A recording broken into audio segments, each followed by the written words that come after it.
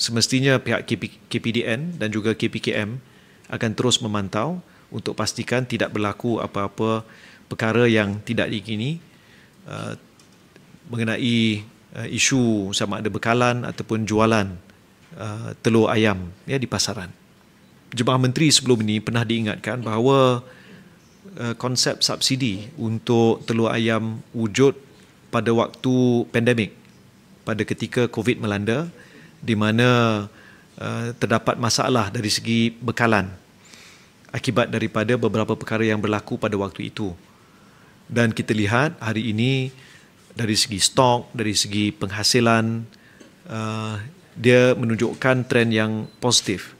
Maka Jemaah Menteri berpandangan bahawa apa yang dicadangkan oleh KPKM itu wajar, bukan hanya dari segi penjimatan, dari segi subsidi itu, masa yang sama jumlah stok bekalan telur itu pada waktu ini lebih dari mencukupi.